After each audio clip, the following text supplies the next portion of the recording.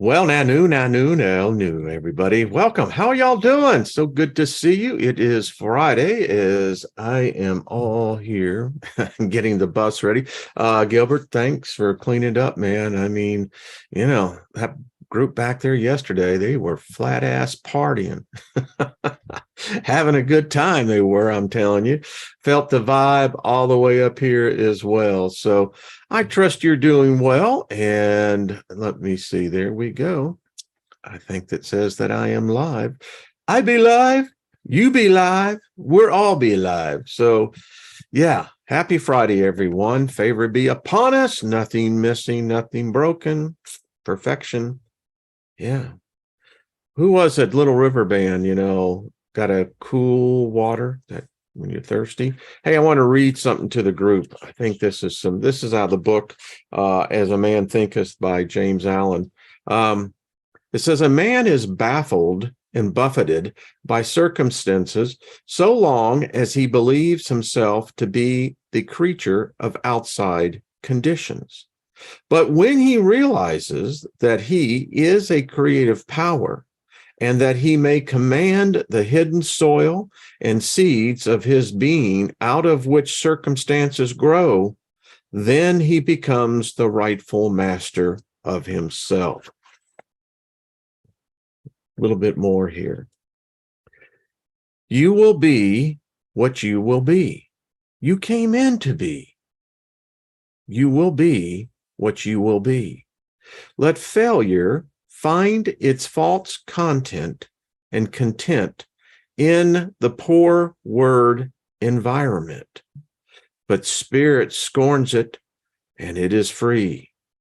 It is now time. It is master's time. It conquers space. It cows that boastful trickster chance and bids the tyrant circumstance uncrowned and fill a servant's place. The human will, that force unseen, the offspring of deathless soul, can hew a way to any goal. Through walls of granite, intervene. Be not impatient in delays, but wait as one who understands. When spirit rises and commands, the gods are ready to obey. Mic drop. There we go.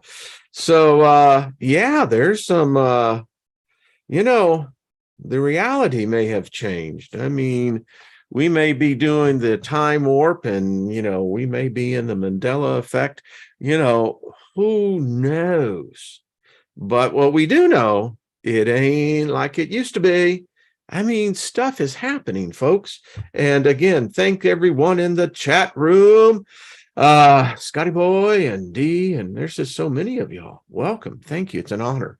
And it is a joy. I enjoy these daily get-togethers. It's like, in the movie Tron, when Tron finally got to the place where they could drink that elixir, get their batteries recharged. That's what this place is like. And guess what? The pool is clean. And we know no one would come in and befoul such, right? Yeah. So Kaz Hawks, who y'all know here, part of the family, been part of me almost from the beginning. In fact, I'm going to try to get her on next week. She sent me, well, I'll just let you see this. I mean, this is just, well, you will see here in a second. Give me a second. There we go. Yeah, I know exactly where I'm going. All right, so we're going to do this, and let's do this on next week. So I have the little bit of the delay here, but because I want you to capture what she was experiencing. So check this out. Now watch the sundog here. There's some weird stuff going on. This. And let's do this on next week. So I got an echo, and I'm sure you do too. Capture what? All right. So I want to stop right here. All right, let's stop here. Folks, something ain't right. Because I'm telling you right now, clouds of any freaking kind do not make 90-degree, in this case, left-hand turns. That's a 90-degree angle. And the sundog, there's something else going on there. That ain't a normal sundog at all. I mean, lived in Colorado where we had a lot of them. And then there's something going on here. I mean, but this is not natural. Let's continue. And thank you, Kaz. You know, she's captured dragons. Look at this. Now she's picked up on this. I want to stop right there. So check that out, folks. I don't care who or what you are, where you come from, that ain't normal. And the scale and the size could be immense. You know, miles, kilometers. Just stare at that. Let that sink in. And if you're telling me that, you know, does that look like it's cloaking something? Yeah. Let's continue to what now she's you know, getting in tune on this. And the clouds are just funky anyway. I mean, this is kind of a funky cloud situation. But look at that. I'm going to stop it again here. Perfect frame, perfect capture. Folks, sundogs don't, I mean, many of you know when I first started channel, they're in the backup channel, W. Steiger, it's, you know, that's how I started on YouTube. I was posting some of the most craziest stuff. I mean, after a while, it just became, well, all right. And there seems to have been a ebb to it, but it's picking back up. That is some strange stuff. So I'm going to continue on. Thank you again, Kaz. I want to get you on and let you talk about this as well. I want to stop it there. Folks, that's distinct. Clouds don't do that. And it's almost as if something in the refraction of what a sundog is, of the light, it's cut off. I contend that this craft is probably a rectangle shaped craft. It's hard to do. It's obviously cloaked, but not cloaked well enough because, again, you know, laws of physics are being, you know, defiled. Defiled, I'm telling you. But check that out. This is very clear to me that this is, you know, it's not a contrail, it's not a chemtrail. There's something here seriously going on. And it's hard to distinguish what size of the ship potentially could be, but it's very obviously it's a big one, no doubt about it. And we'll play this out. Stop right there. I mean, you can see the distortion of the clouds themselves, and I'm convinced that this is part of the ship. I don't know if it's the midway or whatever, but again, that ain't natural. And there's this, it's just, you know, it's like one of those pictures you look at and you go, that ain't right. I can't tell you exactly what's not right about it, but I know enough that that ain't right. And so what I'm saying is that ain't right. Amazing, is it not? And then let's just get, that is, you can tell there's something funky going on down here.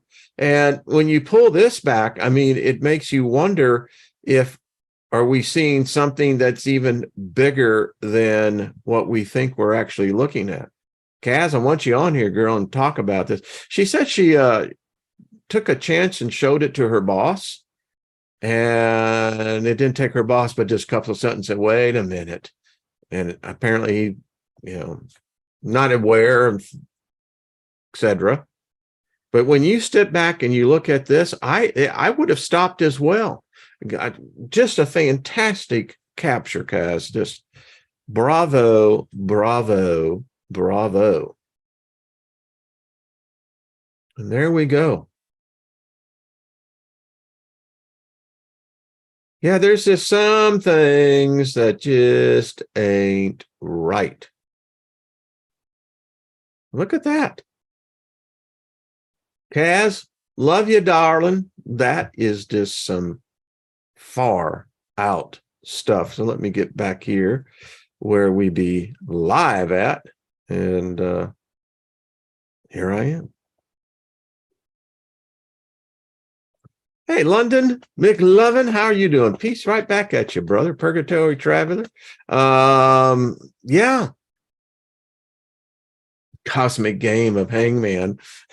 Yeah, but I think the poll is inverted, isn't it, Scotty boy? I mean, yeah, it's one of those things. Hey, Brenda, how are you? Good to see you, darling. Janet, how are you? Troy and Joyce, and the rest of y'all. Peg, good to see you. Yeah. Peg, that's right. That ain't normal. That's just not normal. Oh, well. Hey, if you got your pictures, send them. I know way back in the day used to do that, but yeah. I want to say thank you for when I get like 3 or 4 emails and then I look in the comment section and begin to see that same thing being reflected. Hey, I appreciate all of you that, I'm going to continue on this because it's important. We had dinner last night and was talking to my stepdaughter and I said, so tell me, how do you view God? And she had to stop and ponder and said, well, now, she's not been raised religiously and get Bible doctrination. And, and she said, well, it's something unseen that I cannot define. I said, that's pretty accurate. I mean, if most people are honest, they would say the same thing. So it helps begin to find out, who are these modern day gods? You look at it and we're no different than where man was 3,000, 4,000 years ago, where then man was 8,000 years ago. We just have a different pantheon, and it's a pantheon of gods, not one God. We have a God who thinks it is the God, but it admits that there's other gods. So the other gods have gods, which we be talking about God. So, it's, and you look at the cast of characters.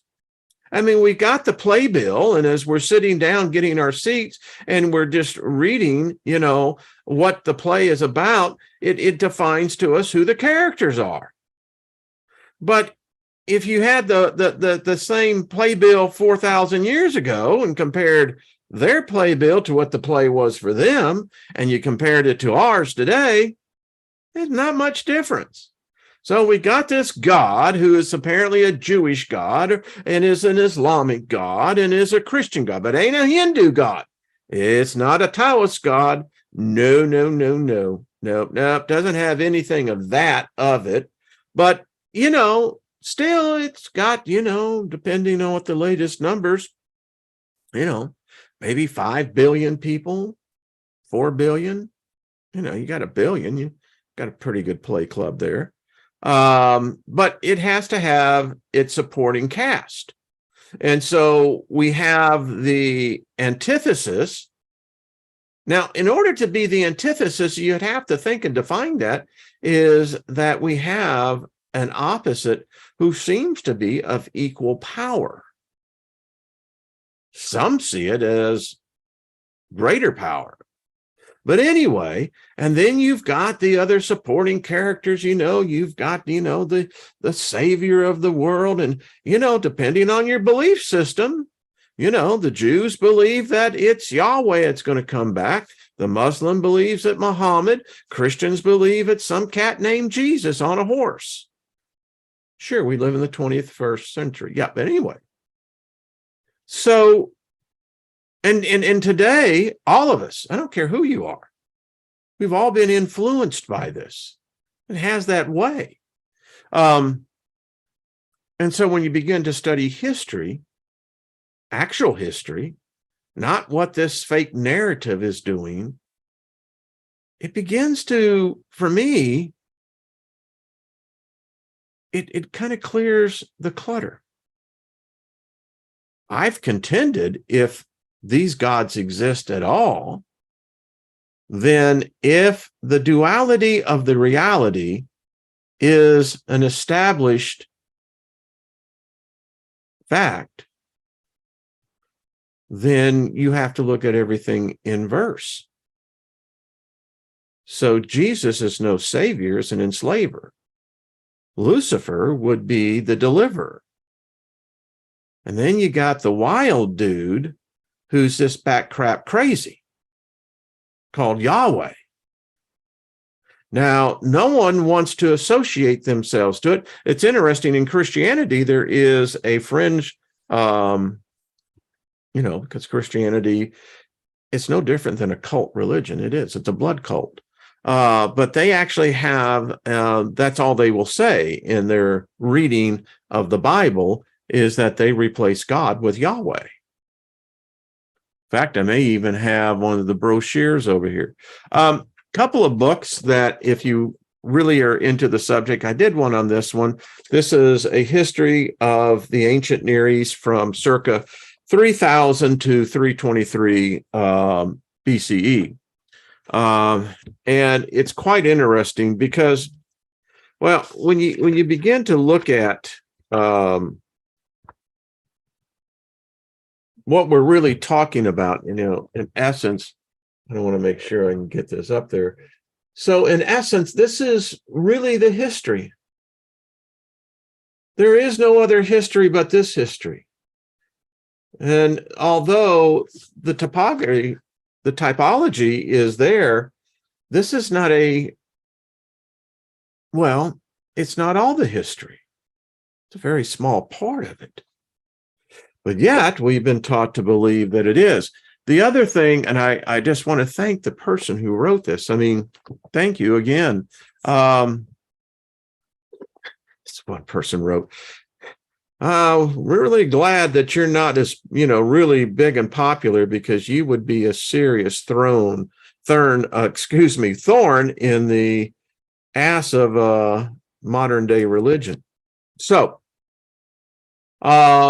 Rudolf Smin did a book, and this has been out, my goodness, I don't know how long.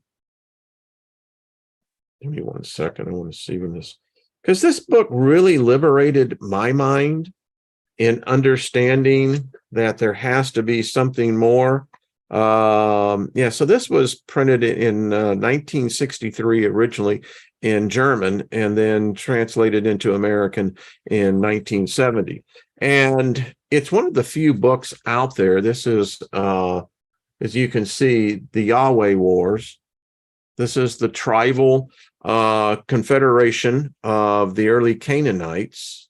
Yeah, I called them Canaanites, of the 12 tribes of Israel. Now, it's interesting because not all the tribes bought into Yahweh. In fact, as you read the book, you begin to have a real understanding of Baal. You get a real understanding of the Asheroth, who was Yahweh's wife. Yahweh was not the deity that was reported at the front of the Pentateuch that Moses supposedly wrote. That's not the same God that's there in the beginning. That is an Elohim and even that was later. So here we are today, and if depending on which wagon you got your horses hitched up to, we're trying to discover how this gets so mixed up. I mean, think about this. So the vast majority of the world, even the United States government, we have on our money, in God we trust. Now, the thing is that, as we've discussed previously, no one knows what that God is, who that God is. It is assumed to be, I guess, the Abrahamic God.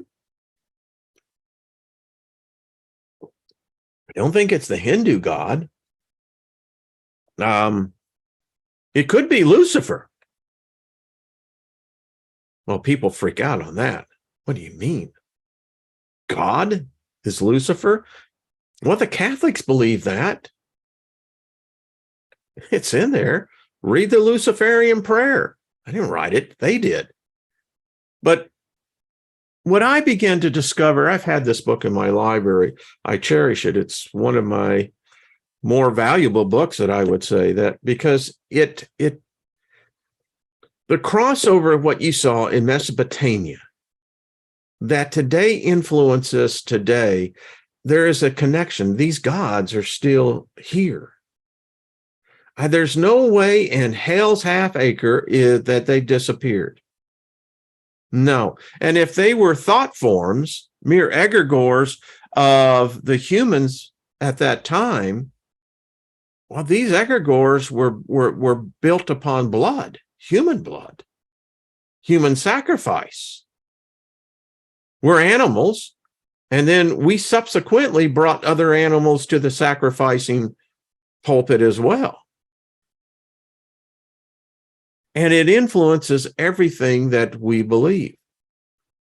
And so if Yahweh is in fact Jehovah, the Lord, well, you got to ask yourself, then, you're going to tell me that this murderous God of war, that's where he started out at, are you telling me he became a hippie?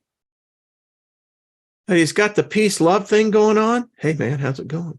Yeah. Here, smoke one of these. You're going to feel really good. We got the love power, man. It's all about love. You telling me that he had some kind of conversion? This is a killing son of a bitch. I mean, he has slaughtered billions of us without second thought or remorse. But now he's listening to Jim Morrison and the Doors and doing the tripping out on the acid, man, having a few mushrooms at the same time and got the groove going on. And hey, baby, it's all about love. It really is. And let me just give you some mind expanding thoughts, when you think about who you are and your soul. I mean, this is what we're talking about. Back in the day when, we were out, when I lived in the Montrose area in Houston, we had the People's Park that was on Sunday, and it was just a gathering, and it got to be where there were like tens of thousands of people gathering. And the next thing you know, you're having, kind of free concerts. But you always saw the yellow bus, man. The yellow bus were the children of God. Those chicks were far out, man. I'm going to tell you what. Yeah, I it's like this. Sex was really a big deal back then still. And, you really wanted to spread the love. And I'm just telling you, those chicks were really groovy. Yeah. But anyway, the point is, you could be stoned on your ass, man. And you could go in there and, they always had the refreshments and they had sandwiches and food and what have you. But, so it was kind of cool, if they wanted to preach their thing. I mean, there were some times I was really tripping on some pretty heavy LSD, Orange Sunshine specifically, that, man, this chick, she had this blonde hair. And I mean, wow, I just became enraptured in her. Anyway, talking about having a flashback. Yeah. Well, price had to be paid for equal proportion of man's sins. Yeah. But the question is, what is man's sin? Listen, if you got a God that condemns a species because of the actions of one, hey, man, that's screwed up. I mean, that's like shucking the responsibility. There ain't no sin. And that's the problem they got, because they got those God damn Gnostic Gospels. That you know, mainstream Christianity would have loved never to seen the Nag Hammadi. I mean, that's their worst freaking nightmare. No, actually, their worst nightmare that they have now come to realize, and it's a conundrum even for the Catholic Church, is what the hell do we do with those Sumerian tablets? I mean, you know what? If there are only a couple of them, we could just say, you know, with some fringe group, but damn, 100,000 of them? How do we deal with this? Because our guy ain't in there. He's not even mentioned. What the hell do we do here now? We're trying to tell everybody that, hey, this book is the truth. There is no other truth than this book. The problem is, it's not just this book. So, story time. Well, Pengredi, it's a fact, but it all ties into it. Listen, the mysteries of the occult, learning to finding out what the true mystery schools were, come to find out, many of us are already immersed in it, and we didn't even realize that, you know, we actually took the test, the entry test, we passed. We're in. And just be sensitive enough and, you know, to realize when a lesson is coming. Anyway, I digress. But so everything today is based upon this character, this Yahweh. And I ask people all the time, Christians, do you know who Yahweh is? I mean, wow, talking about the blind leading the blind to the slaughter. You see, that's why I don't fear what's on the other side. I to be candid with you, I'm more fearful had I stayed there, because the story is different. So, get your money back at the door. Surely, I don't think they're going to that. It ain't. I mean, I've asked for my tithe back. You know, I was a faithful tither for decades. And yeah, I mean, if that God says it's the God that owns all the gold and silver, then why the hell did you need my money? I never got that, because, you know, it's good to give. Nothing wrong being charitable, but we've all been suckers. We've been conned. I'm convinced that, you know, I have spent a lot of money in pursuing the knowledge, particularly the Golden Dawns. David Barry and I, that's how we really, I think, first began to make a connection. And the whole time I'm reading this, and I mean, it ain't thin, children. It's thick. You know, kids going, I ain't going to read this. No way in hell. There ain't no pictures. But yeah. And no matter where I went, it always led back to this Kabbalah. And when you get into the Kabbalah, it's this character again. That's messed up.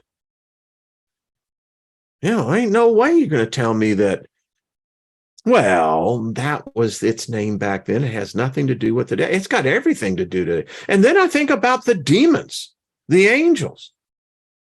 So what the hell were they doing there? What, are they just paid actors? I mean, is that what we're dealing with here? Paid actors?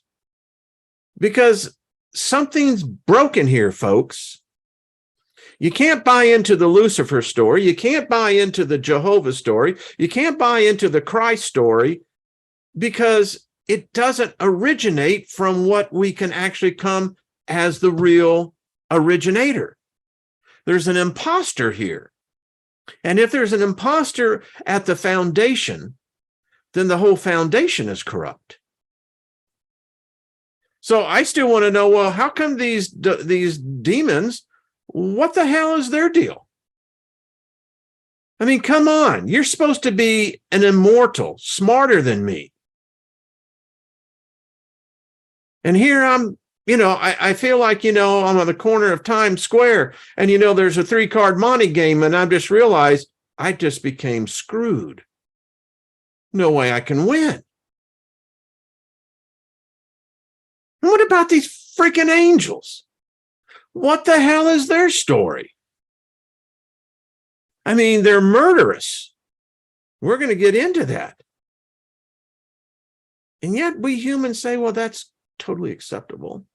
You know, it's how they deal. Well, that may be how they deal, but and apparently either they taught us or we taught them, one of the two, because it's death no matter you look at it. And so if everything is from this God of war, Yahweh, and his agents who controlled the narrative, I mean, we do have a problem. Hey, Jenny, much love to you, darling. She's going to be on next Tuesday with Trina and I. But I mean, I'm just talking amongst friends. So let's get back into this book, because the key lies into this Old Testament. I mean, the American Constitution, the Bill of Rights, even the Declaration of Independence is predicated upon this God, Yahweh. And then I begin to think, is it just a mere coincidence that ever since the foundation and birth of the United States has been a country of war? We've always been at war. And if it isn't us directly, we're doing it indirectly. Well, then that kind of makes sense. I mean, if you've dedicated yourself to making this God so holy, and you have no fucking idea what you're worshiping or who you're worshiping and who you're making your laws after, kind of makes sense. Then you would have murder, mayhem. I mean, it's what you do. It's what you dedicated yourself to. Yahweh. I mean, folks, come on, wake up. That's why the Wednesday sessions are so, because if we come at this in what I believe is eventually get into the foundation of this, and if it's predicated upon this guy, well, then that's a paradigm that needs to be discussed and analyzed.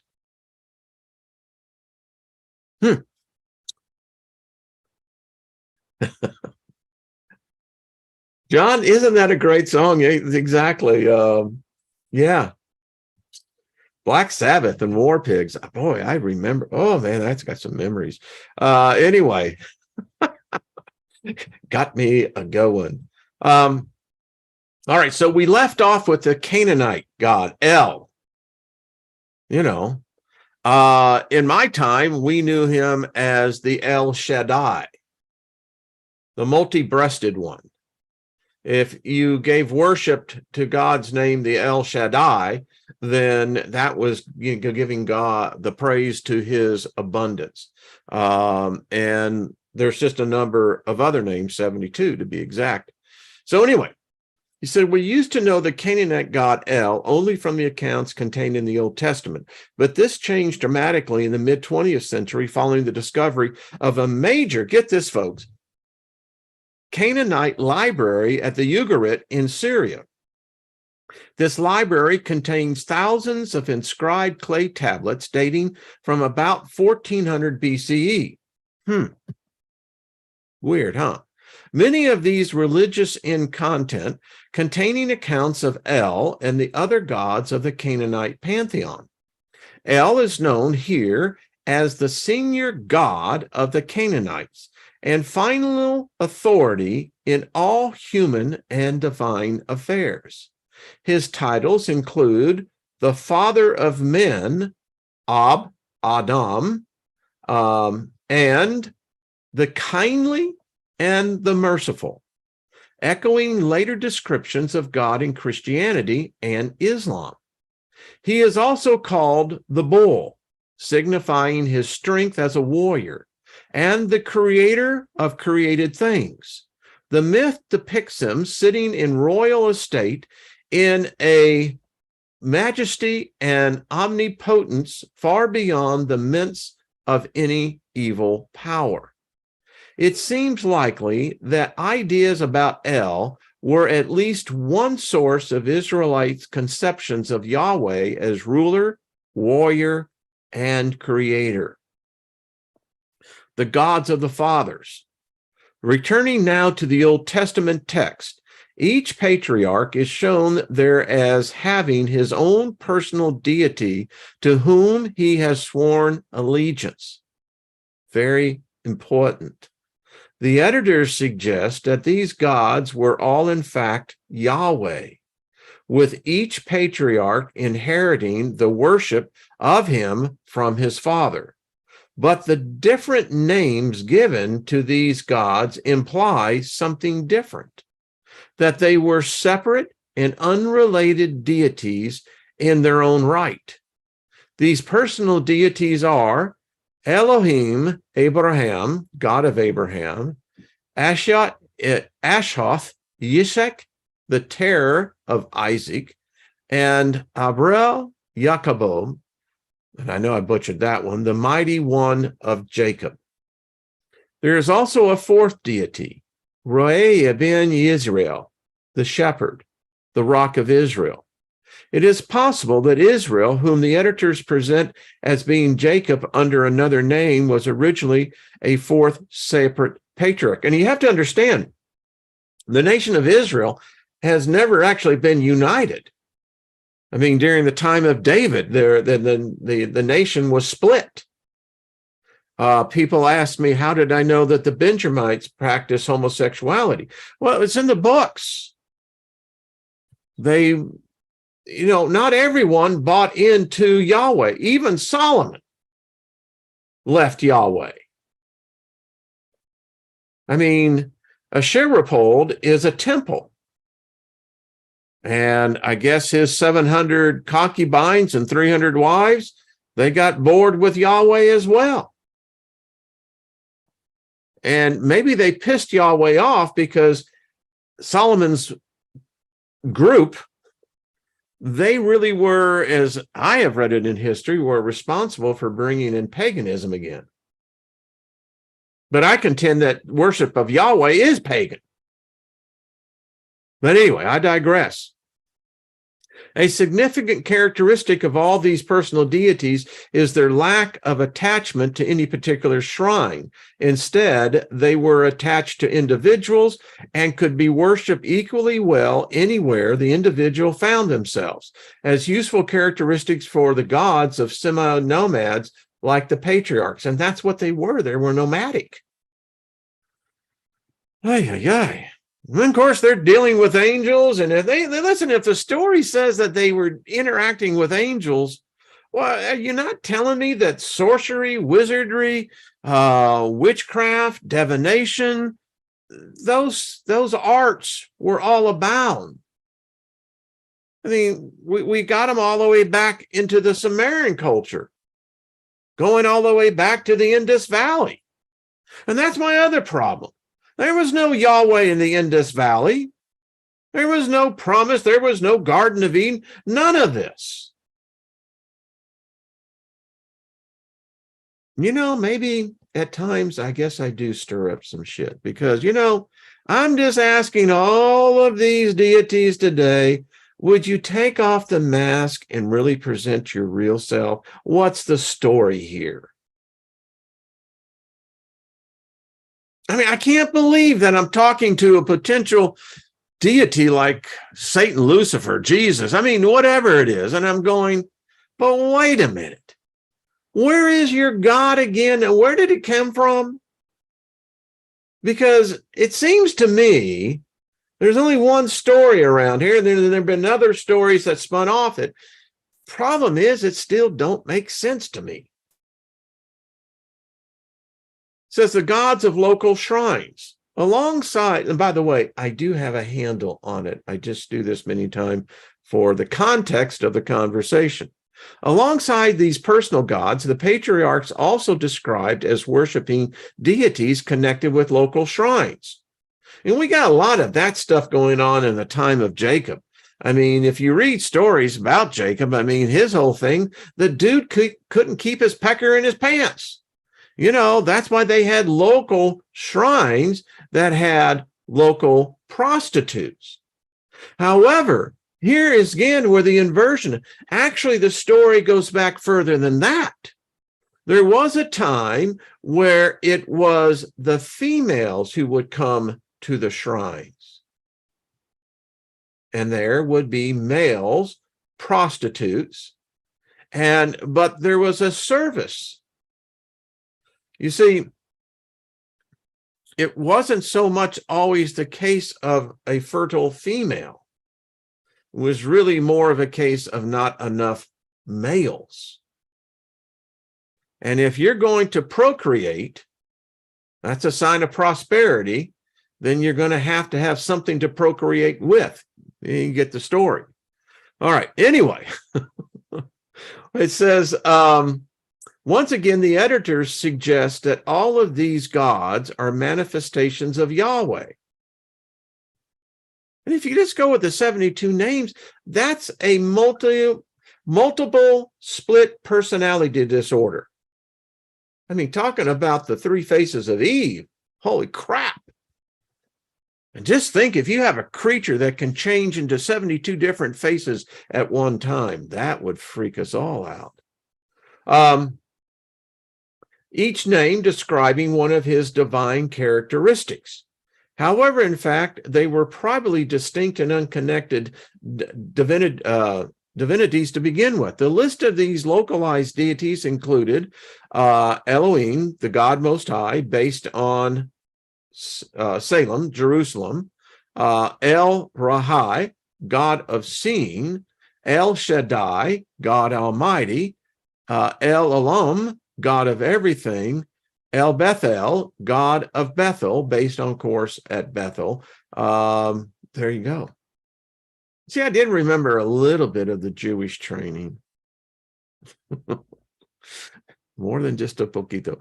Notice that each name contains the word El, reinforcing the point that these were Canaanite shrines dedicated to local Canaanite deities, not new shrines set up by the patriarchs themselves.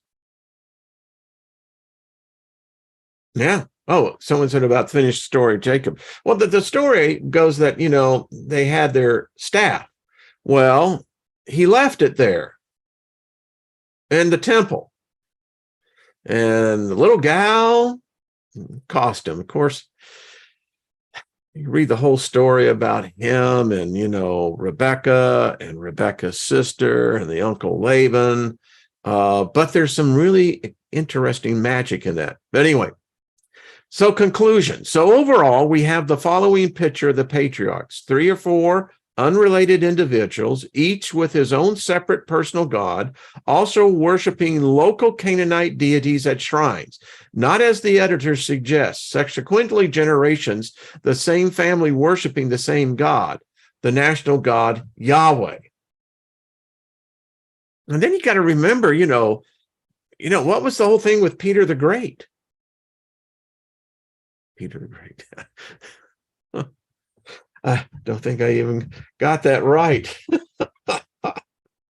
Sometimes I crack myself up. Anyway, proceeding on. The individual stories encounters with the divine. The Old Testament editors preserve several accounts of the patriarchs meeting with their gods. And these give us tantalizing glimpses into the religious beliefs and practices of the second millennium BCE. Now, this is kind of cool. Alexander is who I was trying to think of, because Alexander, his whole thing was, he was, definitely polytheism. They conquered a country. He learned very quickly, you don't take their gods away. That really pisses the locals off. Let them keep their gods, but just incorporate them into all the gods. Anyway, because these accounts were virtually no point of contact with later versions of the faith, we can be pretty confident that the material is ancient rather than made up later on. I mean, that's the thing, if you believe in a book, maybe you should ask, does anyone have an original? Does anyone have the original letter that supposedly Paul wrote to the Corinthians? I mean, Corinth was a cosmopolitan city, major trading point. And you get the idea that, it was this tiny little enclave. No. But has anyone seen that letter? How do we know that it's even existed? Apparently, if you study this long, that there were the letter to the Laodiceans. That don't exist. How about the Galatians? Does anyone really understand who the Galatians were? Galatia, excuse me. Yeah.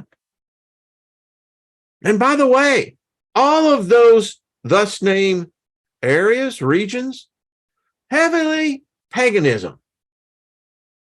In fact, if it was really be told, that's how the religion came about. It was a result of combining many pagan beliefs. And then we come up with all these other cats. It says these stories mainly concern Abraham, Jacob, and we have met two of them already in the start of this chapter 1. And in the second, Abraham is blessed by a priest of the Canaanite god El Elyon, and gives him the standard gift a worshiper would give, a tenth of his wealth. In the first, Abraham makes a solemn covenant with his God, Elohi Abraham, by undertaking a common pagan rite. 3 more stories are described below. Is anyone starting to get this? So you have, I can't tell you how many writings on Melchizedek. And I just shake my head and I'm going, you're writing about a cat that you're trying to say is somehow directly connected to who? The Elohim? Yahweh? Well, he's Canaanite. I mean, that's like mixing families, the Hatfield, the Hatfields and the McCoy, they're still at war. All right. I find this fascinating because Abraham was a huge, big deal. In my cult of Christianity, I mean, you had to have the faith of Abraham, right? That was all it. And the only reason why a Gentile had any right or claim to the Jewish inheritance was because, as Paul wrote in the book of Romans, we were grafted to the vine of Abraham. Something ain't right. And again, who is this Abraham? When you read the story, you think that it's completely seamless. It's not. And by the way, speaking of old Abraham, he was a murderer. Yeah. Listen, when you go and attack another village and what have you, and you've actually taken life of another human being. Just saying. So now doesn't it make sense that the United States is really a nation of war? It can only exist with war. And if we don't have wars on other shores, we have wars internally. It says, shortly after the events described above, Abraham has a divine revelation at his local Canaanite shrine, the Oaks of Mamre. He is sitting at the door of his tent in the heat of the day when, upon looking up, he sees 3 men standing there. Now, wait a minute. So this is a Canaanite shrine, not associated with the other guy. Okay. After running to meet them and bowing to the ground, he instructs his wife Sarah, and actually it's Sarah, didn't have the H yet, to prepare a sumptuous meal for them as honored guests. Again, you know, you got this whole monotheistic male, shut up, bitch, get your ass in the kitchen and cook. Still exists today, don't it? Mm-hmm. How little things have changed. You know what, ladies? If that man says that to you, you tell him get off his lazy ass and come in and cook for himself. Because you know what? Probably he can't cook. And so, yeah, you get the idea. Let him eat what he makes. Anyway, I digress. It says, one of the men now identified as Yahweh. Whoa, whoa, whoa. So God is now walking with these three angels. Tells the childless Abraham, an old man with his wife, past the menopause, that by next spring, his wife Sarah, and it wasn't Sarah, it was Sarah, S-A-R-A, because Sarah means the laughing, will have a son. He then tells Abraham that he has decided to destroy the cities of Sodom and Gomorrah in the plain below because of their great wickedness. Isn't that where Melchizedek came from? Didn't we just read that?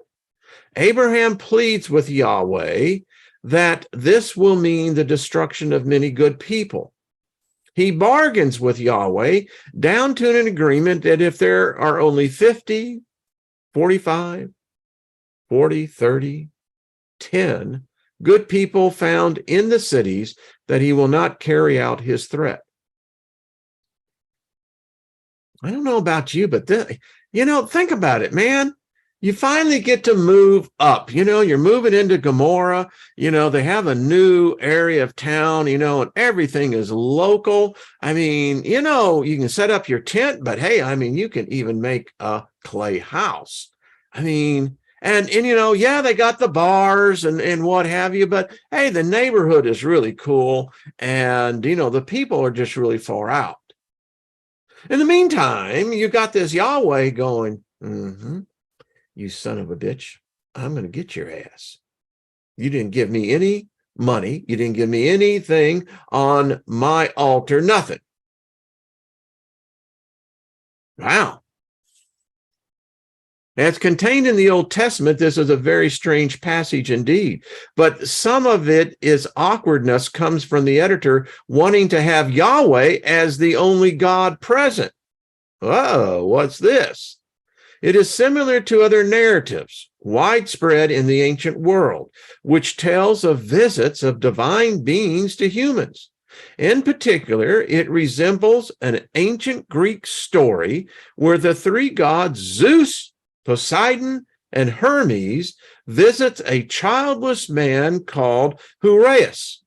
After they have been served by Uraeus, the gods help him acquire a longed-for son, Orion, who comes to the earth after 10 months. Probably some such story underlies the Old Testament passage. The divine figures appearing as ordinary men are very different from the later editorial views of Yahweh as a too powerful and remote to be seen by human eyes or to be accompanied by any companions. Didn't Yahweh told Moses, you can't look at me, all you can do is look at my hind side? Often wondered, I said, how apropos, because really I think this was what Yahweh was trying to tell humanity, kiss my ass. Could be, just my opinion. All right. I see this a lot of time in the metaphysical and the occult world. It's always about Jacob's ladder. And it's odd how these myths work their way into even what you would think is something that would be opposite. It says in a famous passage set many years later, Jacob has a supernatural experience at what will become the major Canaanite shrine, Bethel, house of El, house of God. Says, on a journey in a strange part of the country, he is forced to spend a night in the open. Taking one of the stones of the place as a pillow, he lies down and sleeps. And he dreamed, and behold, a staircase based on the earth, and its head reached the heavens. And behold, messengers of God ascending and descending on it. And behold, Yahweh stood above it and said, I am Yahweh, the God of Abraham, your father. Behold, I am with you wherever you go.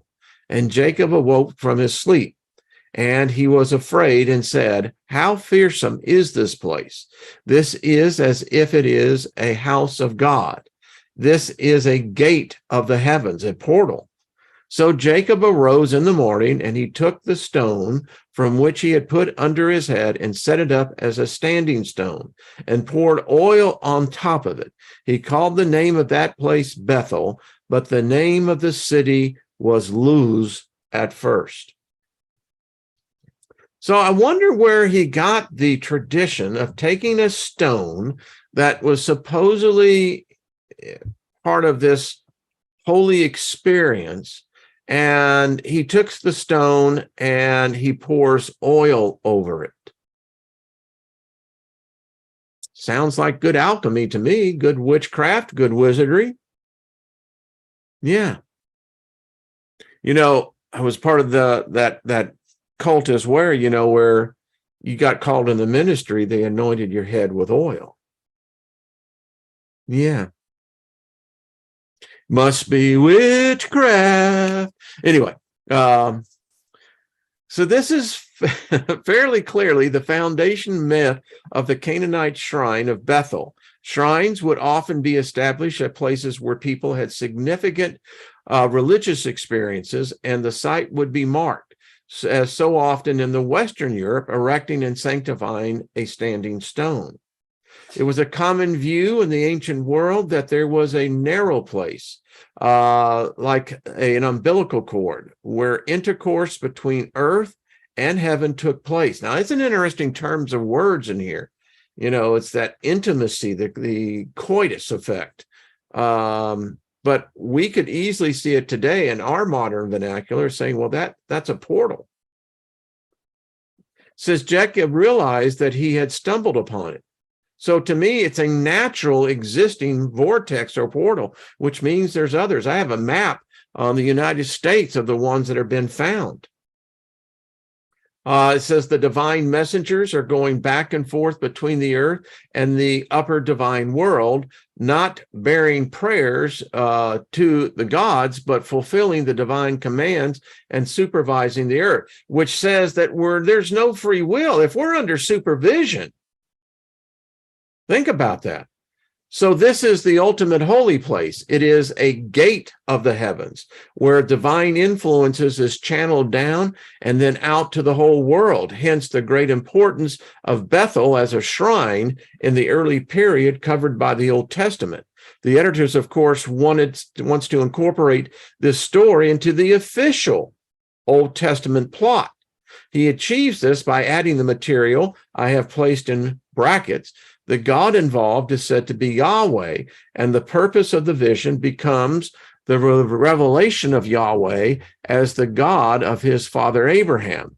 This changes the whole entire passage, the thrust of the passage. It is older pagan meaning is still clearly visible, though. Yeah. Now I'm just about out of time. I love this stuff. So, you know, as we progress, we won't keep on this every day, but we'll certainly come back. It's just a question I have. It's not a question in any way disregarding any belief system. It's just simply saying, come on, folks. I mean, you know, I believe in the supernatural. I believe in the spirit realm. I know it exists. It's where I'm from. Even if this is my first visit, I was created of that essence, as all of us were. But I can't accept what I see now. I mean, there's times when I've told my wife, I said, this is such a strange place now. I mean, again, as I was saying yesterday, the problem that and particularly where I live, I mean, everybody is, patriotism, rah, rah, rah, fly the flag, listen, you can't tell them that, listen, you're giving glory and honor to death. I mean, I grew up in the United States, loved it. But listen, this nation is a nation of war. Always has been. It's now a nation at war with its own people. And, you can't be a conservative unless you're somehow religious, being a Christian. I mean, because, there's no such thing as a conservative Satanist, a conservative Luciferian, a conservative Muslim, conservative Hindu. No. It's only God bless the United States. And, and I'm going, folks, listen, I have no problem loving my country. I get that. But, patriotism is just another form of religious worship. Same thing with all the isms. Anyway, we are at war with chaos. Jenny, you're right. The flags were only created for the conquered. Yeah. So, but there's an answer to this. I mean, I believe in my soul, my spirit says that I have a soul, and I can get that. I mean, having a spirit, having a soul, I can see that's a big deal, man. And if you make it through this realm, keeping your soul, I mean, yeah, I think you're, you get to move up quite a few notches because you're over there with your soul. Now, I have no idea how that relation works out. I don't know. It's been fine here, so I guess it would be fine over there. But anyway, Rob says, conservative, Gnostic, Luciferian right here.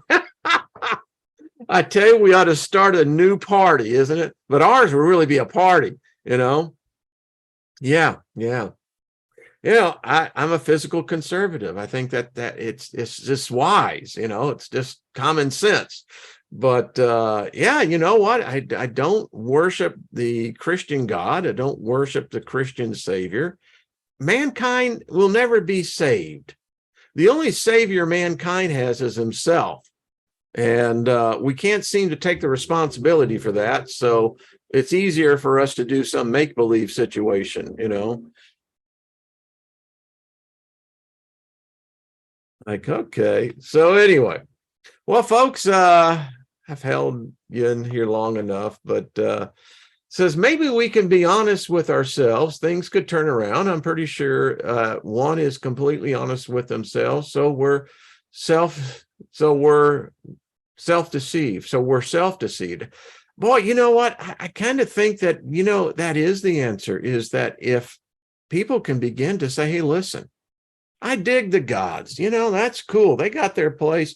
But quite frankly, until man comes up and puts the big boy britches on and really stops crapping in their pants and start crying out this and that and say, hey, listen, we're the only ones living on this planet that apparently have intelligence. So why is it that we're screwing everybody? If we took money out of the equation and that there was no money, that you couldn't have wealth and the aspect of wealth, one being rich and one being poor, well, then that takes all the incentive out of screwing your neighbor, right?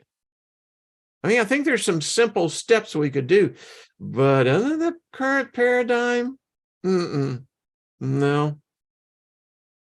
I have Mr. Smith over here saying, really? Really? No money? No wealth?